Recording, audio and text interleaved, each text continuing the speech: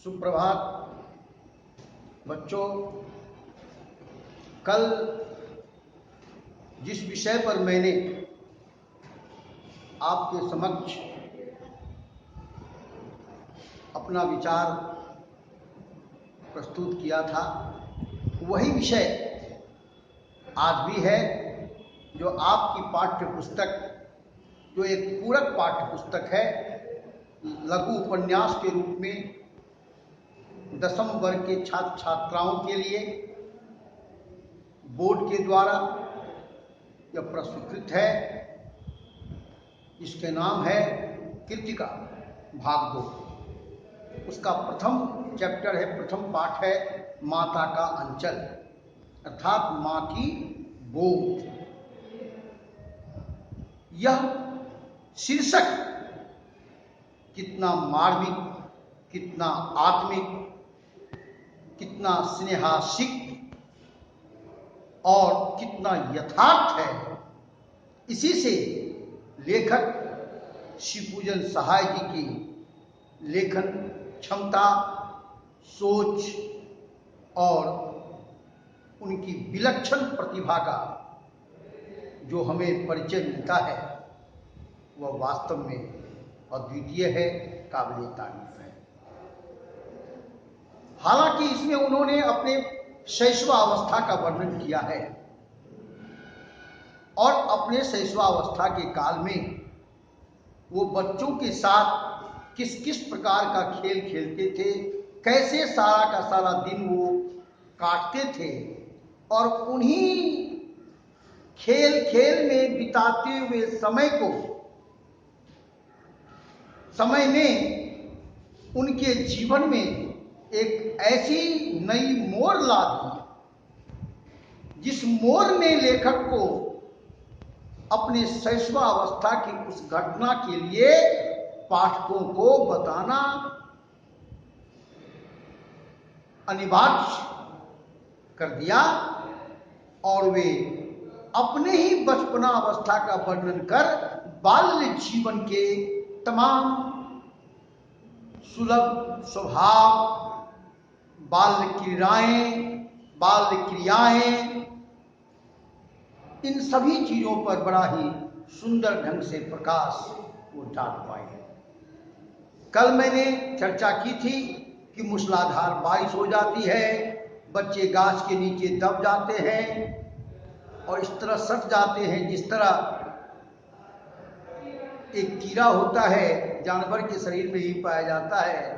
कभी कभी जो आदमी बहुत साफ नहीं रहता, गंदगी में रहता है, ऐसे आदमी के शरीर में भी पाया जाता है। वह उसको लोग अठगोड़वा कहते हैं। 8 टांग वाला वह जानवर छोटा सा होता है और शरीर में वह इस कदर सट जाता है कि खींचने नहीं खींचता है, और वह मनुष्य के खून को चूसता रहता है, जानवर के खून को चूसता रहता है। वह परजीवी है। और उसी तरह ये बच्चे भी जब वर्षा मूसलाधार होने लगी तो वर्षा के झटके से बचने के लिए वो पेड़ के जड़ में ऊपर चढ़कर सट गए, इस कदर सट गए जैसे अठगोड़वा मानव या जानवर के शरीर में सट जाता है। इतनी मूसलाधार बारिश हुई कि धरती का कोई भी छेद खाली नहीं रहा, और जब वर्षा समाप्त हुई तो हर बिल में, हर छेद में जो पानी चला गया, उस छेद में, उस बिल में जो भी जीव रहा करता था वह सब बाहर निकल गए। बच्चे देखे कि बिल से बड़े बड़े बिच्छू निकल रहे हैं, बच्चे वहां से भागे। जैसे ही भागे वैसे ही एक मूसन तिवारी नाम का व्यक्ति, गांव का व्यक्ति था, गांव में इसी तरह का नाम भी होता है मूसन तिवारी, बड़ा चिढ़ता था। बच्चे उनको चिढ़ाने में बड़ा अपने आप में आनंद का अनुभव करते।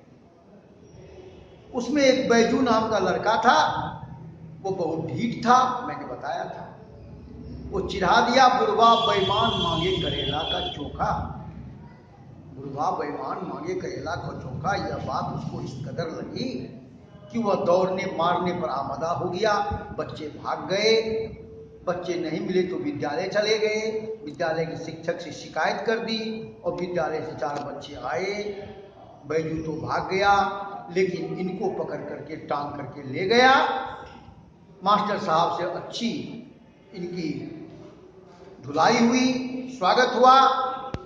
पिताजी को मालूम हुआ, पिताजी गए और फिर मास्टर साहब से चिरौड़ी करके, खुशामद करके, बच्चे को पुचकार करके चुपचाप उसको कंधे पर उठा के लाए। इतना रोए कि पिताजी की कमीज, पीठ पर का जो कमीज का भाग था वह आंसुओं से तर गया, यानी भीग गया। यहां तक मैंने करा। फिर वो जैसे ही पिताजी के गोद में चढ़ करके अपने गांव पर पास आए, फिर बच्चों की मंडली मिली, फिर कहाँ गई मार, कहाँ गया सिसकना। बच्चों का यह जो स्वभाव होता है, यह वास्तव में अनोखा स्वभाव होता है, अद्वितीय, मार्मिक होता है, हृदय स्पर्शी स्वभाव। बच्चे की मंडली को देखते ही फिर वह सारे गम को और बच्चों के साथ कंधे पर से उतर करके मिल गया। अब बच्चों के साथ लगा गाने के लिए, माई पकाई गरर गरर पुआ, माई पकाई गरर गरर पुआ, हम खायब पुआ न खेलब जुआ। रटता भी था, कविता पाठ भी करता था और वह कर्म भी करता था।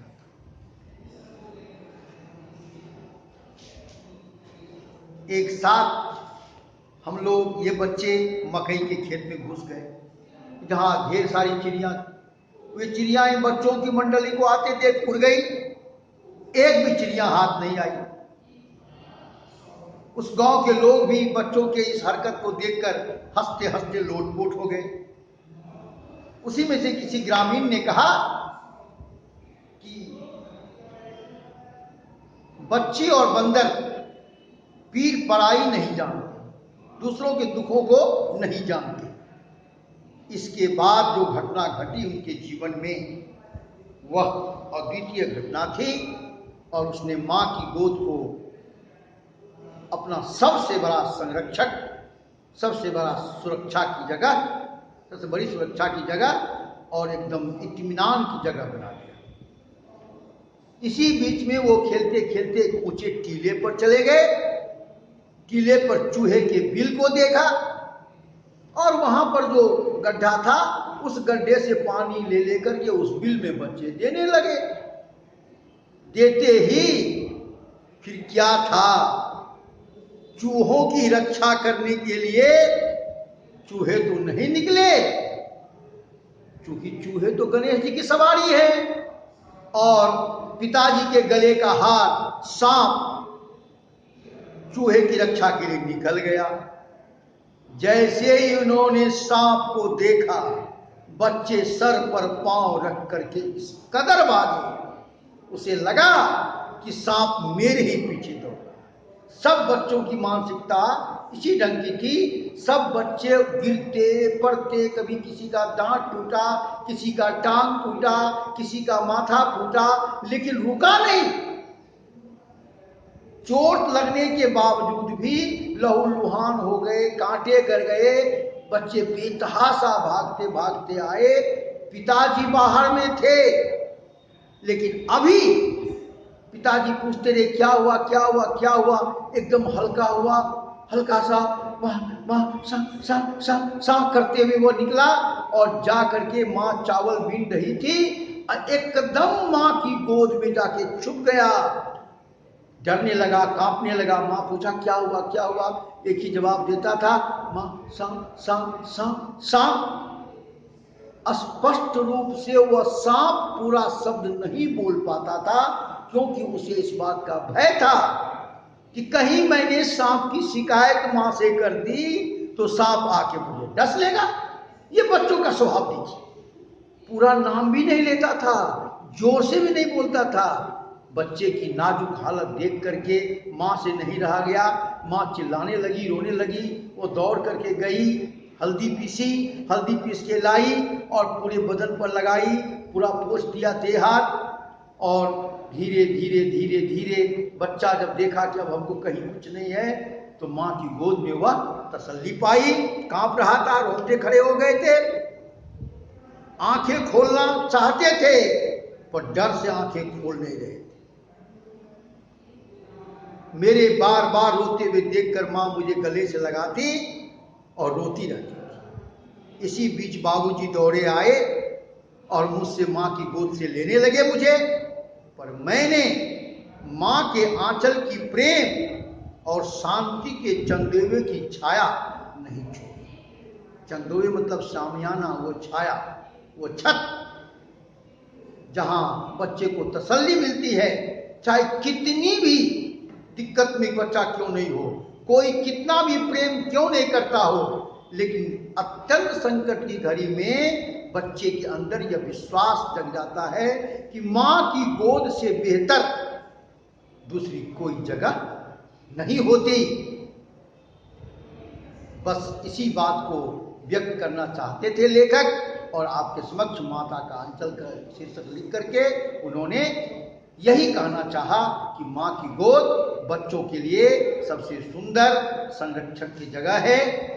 और आज हम इस कहानी का सारांश समाप्त करते हैं और नेक्स्ट डे फिर आपको इसके प्रश्नोत्तर पर जवाब देंगे। धन्यवाद।